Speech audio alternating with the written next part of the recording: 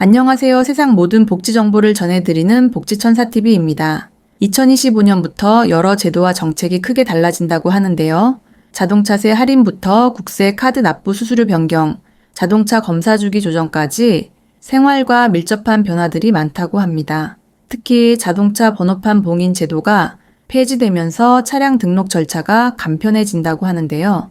이런 변화들을 미리 알고 대비하면 세금 혜택을 놓치지 않고 받을 수 있다고 합니다. 오늘 영상에서 2025년부터 달라지는 주요 제도와 정책들을 빠짐없이 정리해 드릴 테니까 끝까지 시청해 주세요.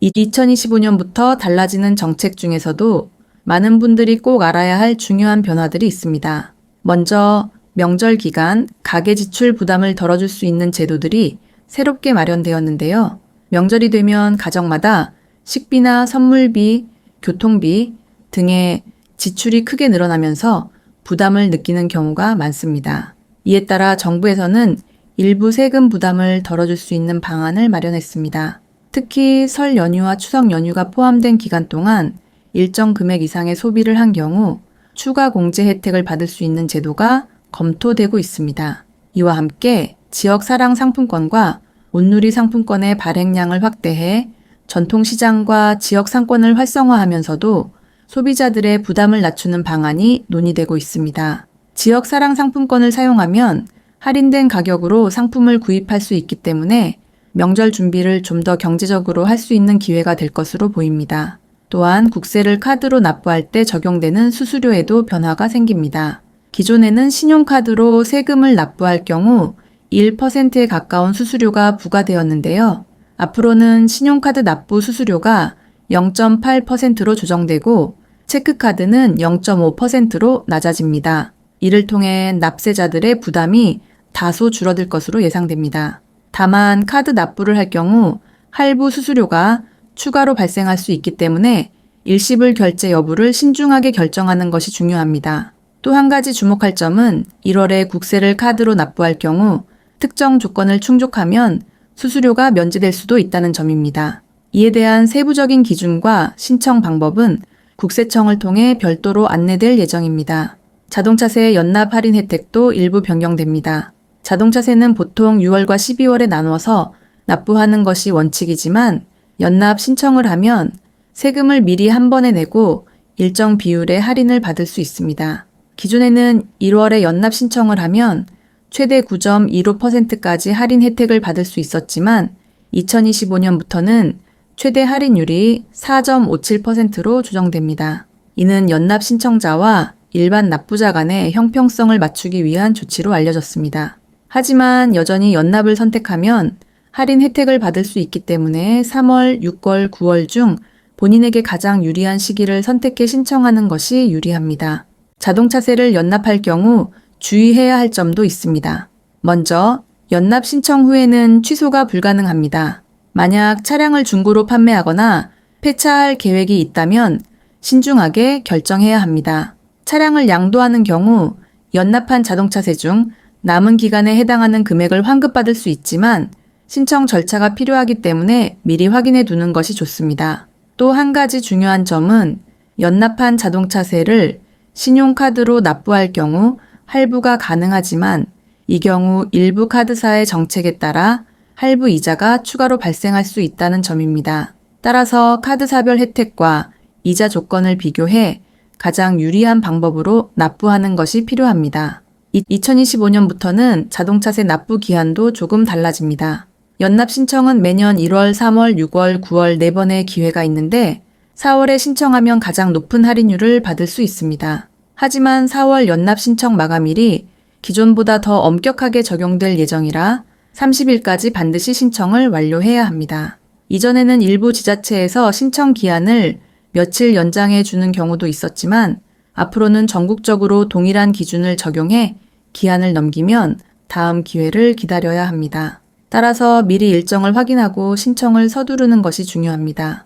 이처럼 2025년부터는 명절 지출 부담 완화를 위한 정책, 국세 카드 납부 수수료 조정, 자동차세 연납 할인율 변경 등 여러 제도가 달라지면서 실생활에 많은 영향을 미칠 것으로 보입니다. 특히 세금 관련 제도는 조그마한 변화만으로도 가계에 큰 영향을 줄 수 있기 때문에 미리 숙지하고 대비하는 것이 중요합니다. 2025년부터는 자동차와 관련된 제도도 여러 가지 변화가 있습니다. 먼저 자동차 정기검사 기간이 대폭 조정되면서 차량 소유자의 편의성이 높아질 전망입니다. 현재 자동차 정기검사는 유효기간 만료 전후 31일 이내에 받아야 하는데 2025년부터는 이 기간이 90일로 확대됩니다. 즉, 기존보다 훨씬 여유롭게 검사를 받을 수 있게 되는 것입니다. 특히 직장인이나 장거리 출장 등으로 검사 일정 조정이 어려웠던 분들에게는 상당한 도움이 될 것으로 보입니다. 또한 비사업용 승용차의 최초 정기검사 주기도 조정됩니다. 기존에는 신차를 등록한 후 내년이 지나면 첫 번째 검사를 받아야 했지만 앞으로는 5년이 지나야 검사를 받으면 됩니다. 검사 주기가 1년 연장되면서 차량 소유자의 경제적 부담도 줄어들 것으로 기대됩니다. 하지만 이는 비사업용 차량에만 적용되며 영업용 차량이나 렌터카, 화물차 등은 기존과 동일한 기준이 적용됩니다.